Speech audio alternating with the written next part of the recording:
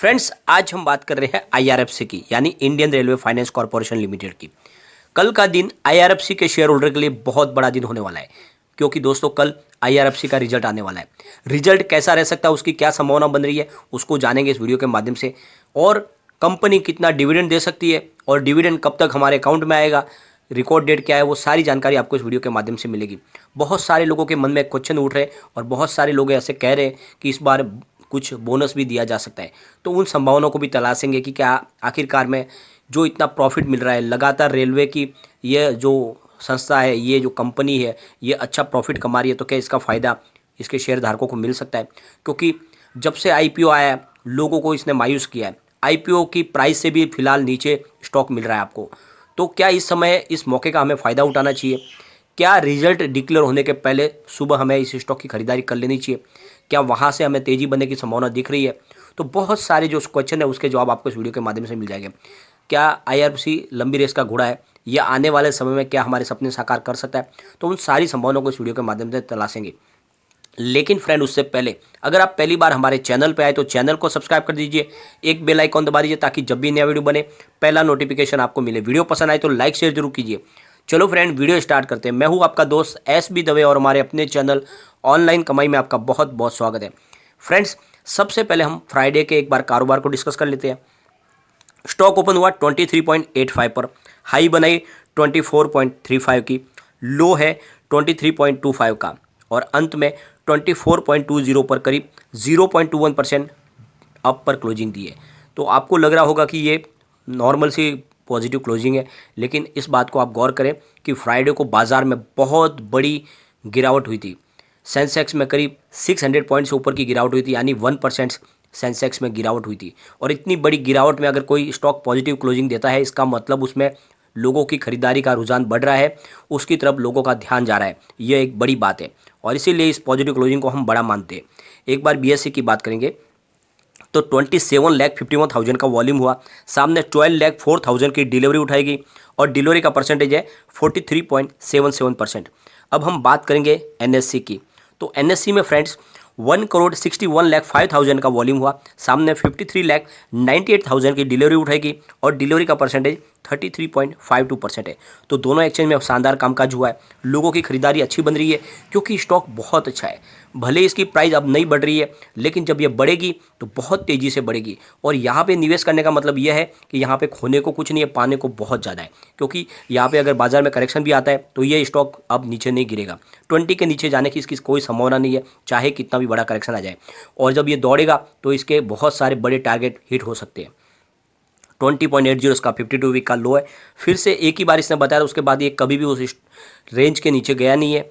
ऊपर की तरफ ये 26.70 का इसका हाई है, जो पिछले 7-8 दिन पहले भी इसने एक बार 26 को टच किया था, जहां से कुछ पॉजिटिव माहौल बना था, लेकिन फिर स्टॉक 25 के अंदर आ गया है। कल रिजल्ट है, रिजल्ट के बाद यहाँ पे ज़बरदस्त तेज़ी की संभावना बन रही है, क्योंकि रिजल्ट कल बहुत ही शानदार आने की संभावना बन रही है।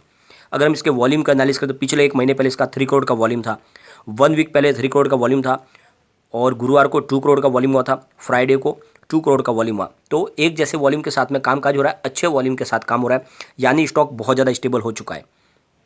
फ्रेंड्स, अब जो बात है, रिजल्ट की डेट आ चुकी है, यानी कल रेलवे अपना रिजल्ट डिक्लेयर करने वाली है आईआरएफसी का, और साथ में कंपनी डिविडेंड भी जारी करेगी, क्योंकि कंपनी ने कह दिया है कि उसको बहुत ही अच्छे नंबर लगे हैं उसके रिजल्ट के, और उसका जो बेनिफिट मिल रहा है उसका फ़ायदा आईआरएफसी कंपनी अपने शेयर होल्डर कुछ के साथ में शेयर करेगी।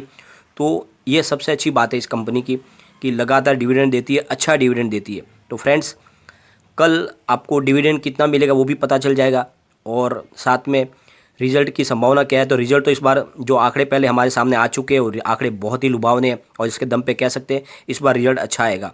और फ्रेंड्स, साथ में पिछली बार से डिविडेंड भी ज़्यादा मिलने की संभावना है। साथ में आईआरएफसी ने अपने डिविडेंड की रिकॉर्ड डेट भी घोषित कर दी है, यानी आने वाली 11 नवंबर को इसकी रिकॉर्ड डेट है, तब आपको इसका डिविडेंड दे दिया जाएगा, यानी 10 दिन के बाद, रिजल्ट के बाद में आपको इसकी डिविडेंड आपके अकाउंट में आ जाएगा। इस तरह से रेलवे की आईआरसीटीसी ने कमाल दिखाया है, लोगों को मालामाल किया।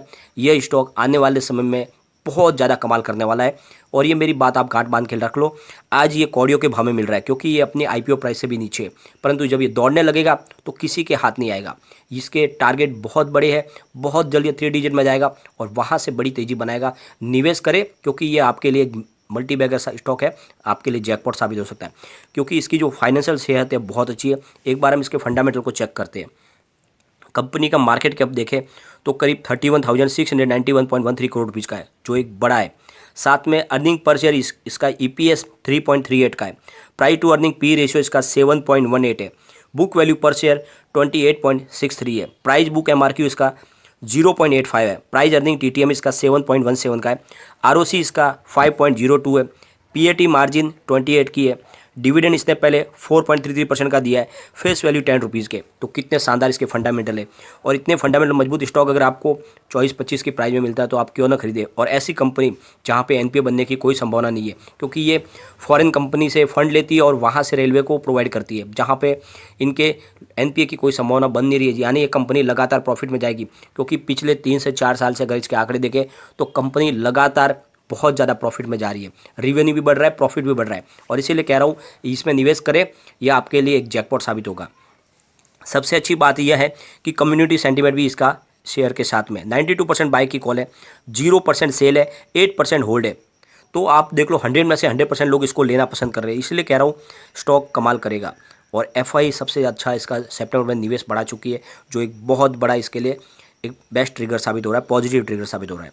प्रमोटर की बात करें तो सरकार की हिस्सेदारी यहाँ पर 86.36% की है। अगर कोई भी शेयर बोले तो कोई गिरवी नहीं है यहाँ पे। एफआई ने निवेश अपना अच्छा खासा बनाया है, यानी 1.44% की होल्डिंग मार्च में थी।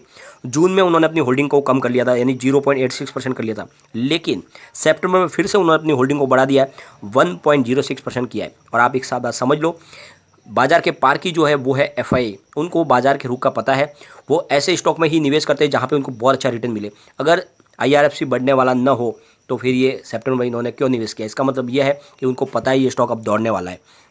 डीआई की बात करें तो उन्होंने जरूर अपना प्रॉफिट बुक किया, लेकिन अभी भी अच्छी खासी उनकी होल्डिंग है। 4.24% की होल्डिंग मार्च में थी, जून में 3.75% कर लिया और सितंबर में 3.19% है। तो अच्छी खासी होल्डिंग है। म्यूचुअल फंड की भी यहाँ पे अच्छी खासी होल्डिंग है। 3.02% की होल्डिंग मार्च में थी, जून में थोड़ा प्रॉफिट बुक करके तो 2.62 तक आ गए, लेकिन अभी भी इनकी 2.08% की होल्डिंग सितंबर में बची हुई है। तो म्यूचुअल फंड का निवेश बना हुआ है, डीआई का है। एफआई ने तो अपना निवेश फिर से बढ़ा दिया है, जो इस बात का इशारा है कि यह स्टॉक अब रॉकेट की तरह उड़ने को तैयार है। अदर्स की बात करें तो 7.96% की होल्डिंग मार्च में थी, जून में 9.03% हो गई और फिलहाल 9.39%। जून क्वार्टर के आंकड़े देखें तो बहुत ही शानदार थे और इससे शानदार आंकड़े आ सकते हैं इस बार। तो एक बार हम पिछले आंकड़ों को भी चेक कर लेते हैं। तो करीब टोटल इनकम बताई थी क्वार्टर 1 में 4,581.60 करोड़ की, जहाँ पे 2.84% की बढ़त थी मार्च क्वार्टर से। मार्च क्वार्टर में इनकी टोटल इनकम 4,455.01 करोड़ रुपीज़ थी और 24.87% ज़्यादा थी पिछले साल सेम क्वार्टर से। पिछले साल सेम क्वार्टर में इनकी टोटल इनकम 3,669.22 करोड़ रुपीज़ थी और कंपनी ने net profit after tax 1,501.95 crore rupees का बताया। ये जो प्रॉफिट है, ये इतना शानदार प्रॉफिट है, ये आंकड़ा आईआरसीटीसी का भी नहीं है। तो आप समझ लो ये स्टॉक तेज़ी से आगे बढ़ेगा और आपके निवेश को कई गुना बढ़ा देगा। बिल्कुल निवेश करें, आने वाले समय का ये बड़ा मल्टीबैगर है, आपके निवेश को कई गुना बढ़ा देगा। एक बार इसके पिवट लेवल को भी चेक कर लेते हैं। यहाँ से अगर स्टॉक स्लिप होता है तो 23.52 पर इसको फर्स्ट सपोर्ट मिलेगा, सेकंड सपोर्ट इसका 22.83 का है और थर्ड सपोर्ट इसका 22.42 का है। ऊपर की तरफ मूव करने पे जो टारगेट निकल के आ रहे हैं वो है 24.62 का फर्स्ट टारगेट है, सेकंड टारगेट 25.03 का है और थर्ड टारगेट इसका 25.72 का है। तो फिलहाल स्टॉक आपको गिरावट में 22 के नीचे जाता हुआ नहीं दिखाई दे रहा है, ये सबसे अच्छी बात है, परंतु तेजी में स्टॉक आपको 26 के आसपास जाता हुआ दिखाई दे रहा है।